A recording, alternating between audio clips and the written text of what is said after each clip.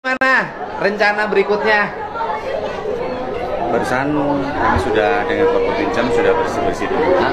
Bersih. Yang ada ini terus proses sudah ditangani oleh pihak. Ya artinya kita pilah antara hubungan sosial dengan urusan hukum, ya kan?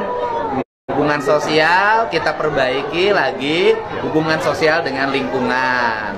Urusan hukum kita serahkan sepenuhnya pada Polres, Polda, dan jajaran kepolisian. Intinya itulah ya. Yang rusaknya kemarin apa aja? Kaca dan ini kok di belakang. Kaca, ya.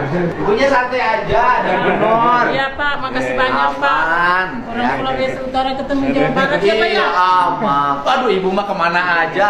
Ibu tuh masih lah susah aja, masih inget aja sama Gubernur Iya, Maluku Utara. Iya, betul. Ampun, ampun. Ya. Banyak postingannya banyak kan? Iya. Ampun. Siap. Nah, ini rumahnya besar banget. Ini Pak. Oh iya.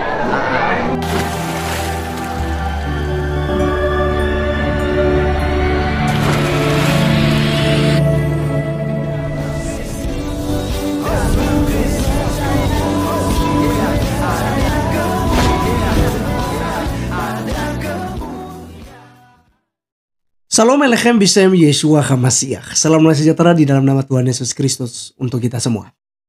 Teman-teman sekalian, seperti yang kalian lihat di cuplikan tadi.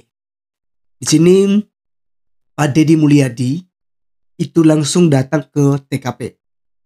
Di mana villa yang digunakan untuk camp remaja atau retreat remaja, teman-teman sekalian, yang dilakukan oleh orang-orang Kristen dan tidak melibatkan agama manapun. Jadi ini mereka hanya buat liburan untuk anak-anak dan di sana mereka akan didik secara agama Kristen dan tentu untuk menghidupkan suasana mereka ada menyanyi dan juga ada games ya.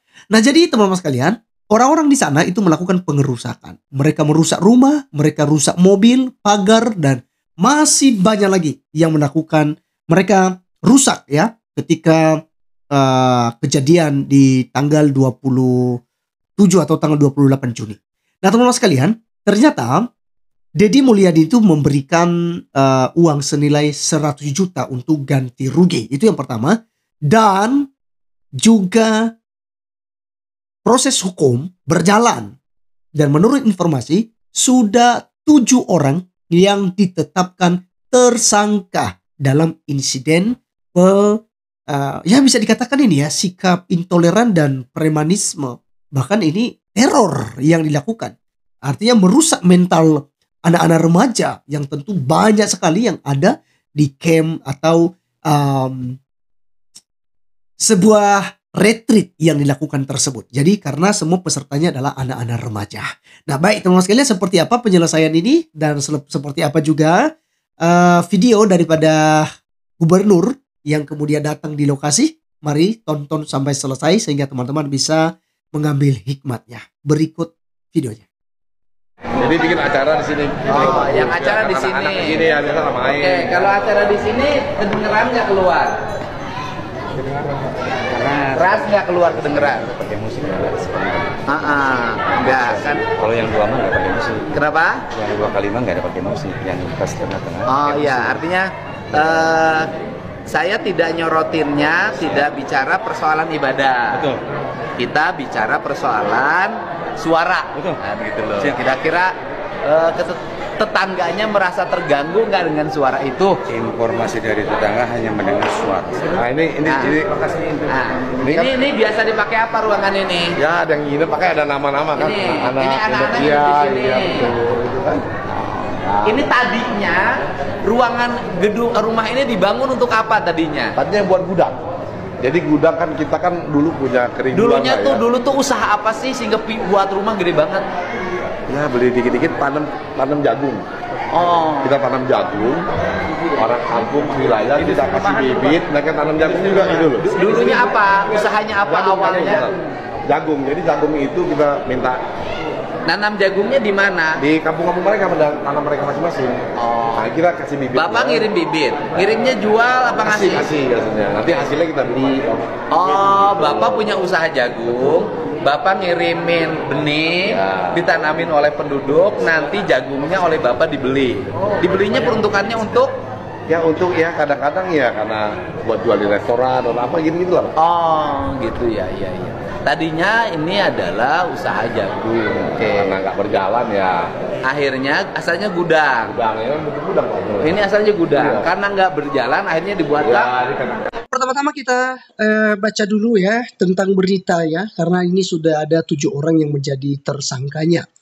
Ya, dengan judul ya di news ya, Selasa 1 Juli 2025, pembubaran dan perusakan tempat ibadah di Sukabumi, 7 orang jadi tersangka. Mari kita melihat selanjutnya. Polisi menetapkan 7 tersangka kasus dugaan intoleransi berupa perusakan villa di Kampung Tangkil, Kecamatan Cidahu, Kabupaten Sukabumi, Jawa Barat. Para tersangka diduga melakukan perbuatan tindak pidana perusakan secara bersama-sama.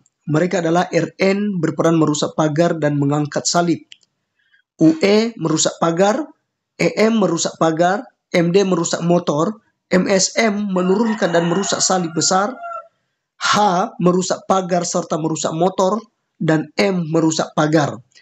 Dasar penetapan tersangka ini atas laporan yang dibuat oleh Yohanes Wedi pada 28 Juni 2025 dengan korbannya ialah Ibu Maria Veronica Nina, ya umur 70 kali ya. Kami pun telah meminta keterangan saksi-saksi dalam kasus ini. Kata Kapolda Jabar Irjen Rudi Setiawan di Mapolda Jabar Selasa, dia mengatakan kasus ini terjadi pada Jumat 27 Juni 2025 sekira pukul 1 WIB. Awalnya di rumah tersebut dilakukan kegiatan keagamaan umat Kristen dengan jumlah jemaah sekitar 36 orang berikut anak-anak dan pendampingnya. Gubernur Jawa Barat Deddy Mulyadi pun mengapresiasi penetapan 7 orang tersangka. Hal itu diungkapkannya pada unggahan di akun Instagramnya. Bravo Hari Bayangkara. Sebanyak 7 orang tersangka sudah ditetapkan untuk kasus Cidahu, Kabupaten Sukabumi, tulis Deddy. Deddy Mulyadi juga berjanji proses hukum atas kasus ini akan terus berjalan, namun ia meminta masyarakat untuk tetap tenang, tentram, dan saling menghargai perbedaan. Mari kita jaga negara ini dengan spirit toleransi, menghormati kebebasan beragama dalam setiap kehidupan kita, kata dia. Diberitakan sebelumnya, Deddy Mulyadi meninjau langsung ke lokasi kejadian di Kampung Tangkil RT 004 RW 01 Desa Tangkil, Kecamatan Cidahu, Kabupaten Sukabumi, bertemu langsung dengan pemilik villa, juga menyerap aspirasi warga sekitar atas persoalan ini agar tidak terjadi kembali. Ya, ini yang dirubuhin kemarin. Pada waktu peristiwa kemarin warga datang ke sini, posisi warga dan anak-anak di mana? Yang di dalam kita tinggal ini. Nah, evakuasi Pak. enggak, waktu itu waktu Kita posisinya di belakang atas situ, Pak. Oh, di situ. Ada berapa orang di situ? Aku, suamiku, anak laki, sama anak perempuan, sama cucuku 2. Oh iya. Situnya sawah ya? Iya sawah. Itu pabrik apa? Gudang, Pak. Gudang siapa? Gudang limbah punya adik saya. Gudang limbah plastik. Perusahaan. Tidak ada kaitan Sepet. dengan rumah ini, nggak ada? Tidak ada. Sebelah sana. Ini rumah siapa? Rumah adik.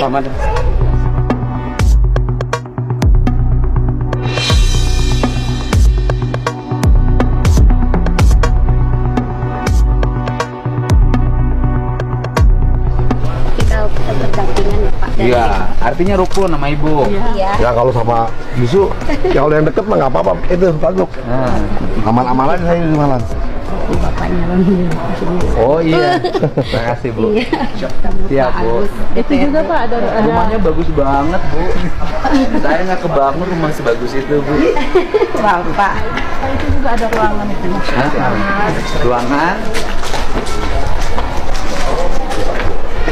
Ini ada kamar-kamar, Pak. Kamar ini ada Iya.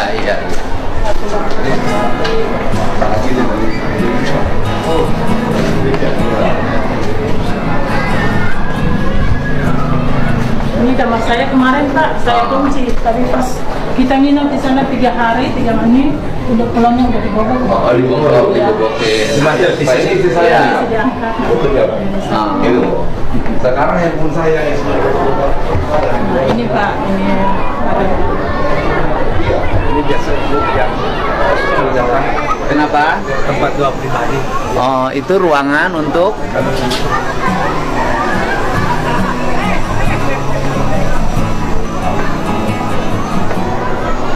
Oh, ini. Buat di sini ada dipakai juga. Ini yang biasa digunakan.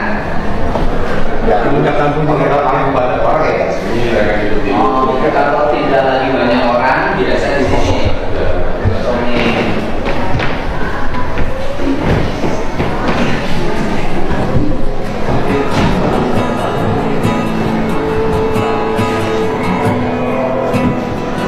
Biasa sendiri di sini berdoanya. Ibu siapa? Oh, Ya, di kamar lah. Aku aja kalau kayak udah pergumulan begitu banyak, aku datang Pak berlutut di tempat ini aku berdoa. Kalau bapak ibu lagi pusing, Iya, udah ibu nggak berdoa. Pak Kapolsek, jadi gimana rencana berikutnya? Barusan kami sudah dengan Korporat Pinjam sudah bersama